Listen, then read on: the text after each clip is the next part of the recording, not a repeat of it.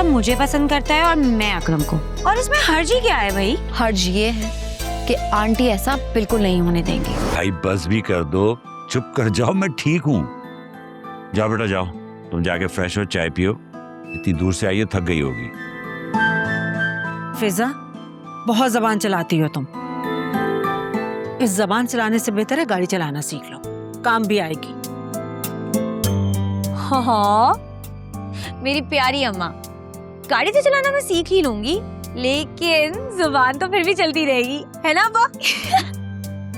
जबान चलाने की बच्ची देख रहे हैं, ये बसाएगी घर अपना। छोड़ भी दो, तुम क्यों पीछे पड़ जाती हो उसके? आपने सर पे चढ़ाया।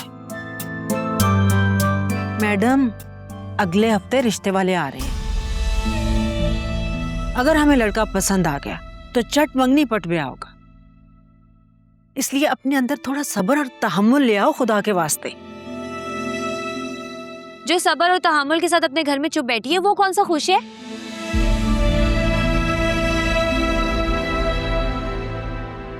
और आप दोनों ना ये शादी वादी का टॉपिक अब छोड़ दें।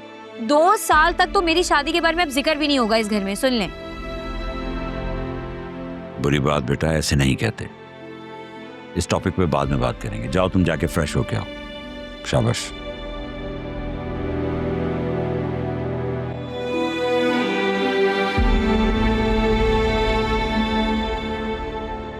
एक बात बताओ, तुम्हें भी असफर के बदलते हुए रवैये पे यकीन नहीं है ना?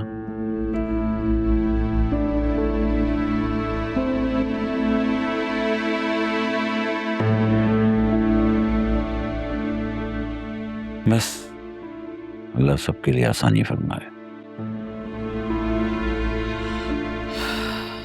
आमीन।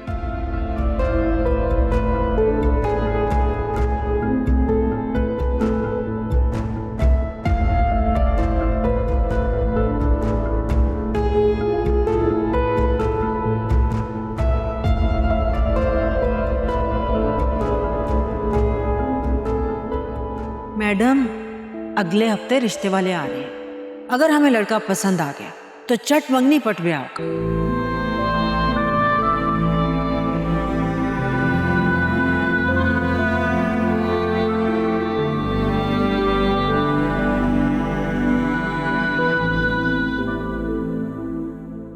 एक तो ये आलिया भी ना, इतना लंबा हनीमून पे जाके कौन बैठता है?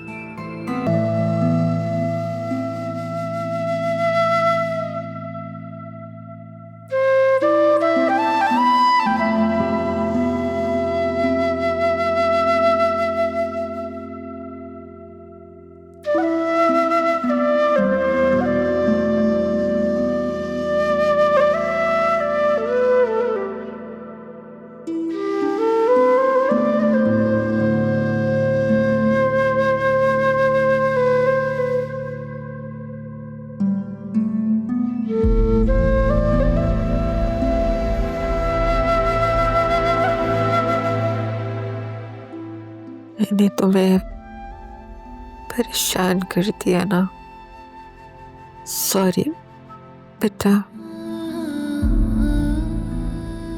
नहीं मम्मी, आपने मुझे फिक्रमंद कर दी। ये घर में रहते हुए भी मुझे पता ही नहीं लगा कि आप इतनी बीमार है। मम्मी, मैं कैसी बेटी हूँ। अंदाजा तो मुझे भी नहीं हुआ कि इतनी मामूली सी बीमारी कैंसर बन जाएगी। शायद इसीलिए इसे खामोश मौत कहते हैं। चुपके से आती है और साथ ले जाती है। मम्मी प्लीज, अब ऐसी बातें मत करें। I need you. I can't live my life without you. Doctor से बोला है, उन्होंने मुझे यकीन दिलाया है क्या बिल्कुल ठीक हो जाएंगी? डॉक्टर्स का तो काम है तसल्लियां देना। पता है, बहुत कम लोग होते हैं जो इस बीमारी से बच जाते हैं। पता नहीं मैं उन खुशकिस्मतों में हूँ भी या नहीं। अगर आप हिम्मत रखेंगी तो आई प्रॉमिस सब ठीक हो जाएगा। तुम मेरी फिक्र छोड़ो, अपने बारे में सोचो। मैं खुद ही ठीक हो जाऊंगी। अच्छा ठीक है, आप मुझे बताएं कि आप क्या खाएंगी, मैं बनवाती हूँ। कुछ नहीं करना मुझे।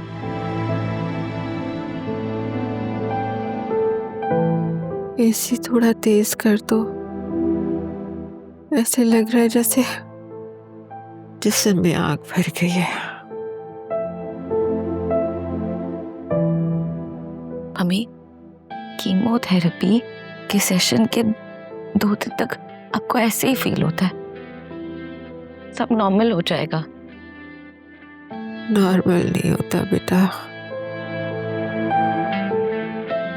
नॉर्मल कुछ नहीं होता, आदत पड़ जाती है तकलीफ बर्दाश्त करने की और मौत को सामने देखने की।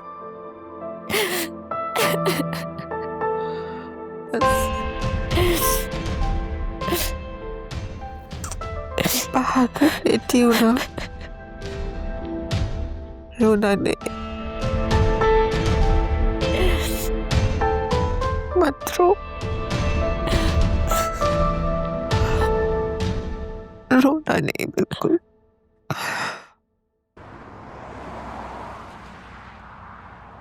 कहाँ गायब थे? मैंने तुम्हें इतनी कॉल्स की हैं। सॉरी यार, मैं बहुत बिजी हो गया था। मैं तुम्हें कॉल बैक भी नहीं कर सका क्योंकि मैं तुमसे मिल के तुम्हें एक सरप्राइज देना चाहता था। कैसा सरप्राइज?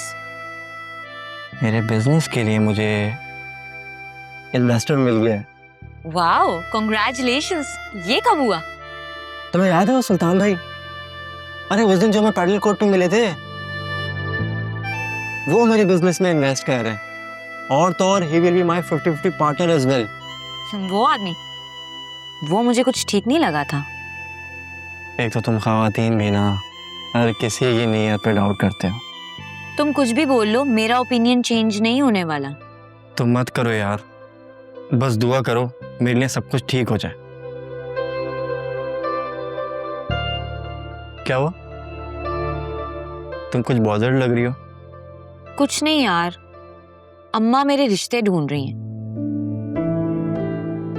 और कुछ दिनों में ना एक फैमिली भी आएगी देखने घर। तो आने दो, तुम बस मना कर देना। ऑफ कोर्स, मुझे पता है ऐसी सिचुएशन को कैसे मैनेज करना है। आई नो भाई, तुम एक स्ट्रॉन्ग हेडेड लड़की हो। हम डॉक्टर्स ना मेंटली बहुत मजबूत होते हैं, वरना बेचारे मरीजों का क्या होगा। ट्रू। अरे मैं तुम्हें एक इम्पोर्टेंट बात शेयर करना भूल गया। क्या बात? सुल्तान भाई ने हमें लंच पे इनवाइट किया है। हाँ, हमें? क्या मतलब तुम्हारा? हाँ भाई, और उन्होंने बहुत इंसिस्ट किया है कि मैं तुम्हें साथ लेकर आऊं। नो वे, मेरा वहां जाना किसी तरह से भी नहीं बनता। और मेरा क्या ताल्लुक तुम्हारी पार्टनरशिप में? जो लाइफ पार्टनर बनने वाला हो उसका ताल्लुक हर पार्टनरशिप से होता है। और किसी को पता चल गया तो? किसी को नहीं पता चलेगा यार फिजा, सिर्फ 1 घंटे की बात है प्लीज। देखो उन्होंने बहुत बार बोला है, मैं उनको मना नहीं कर सकता। प्लीज चलो। ओके, अच्छा ठीक है, मैं चलूंगी, लेकिन जल्दी वापस आ जाएंगे। That man seems very fish.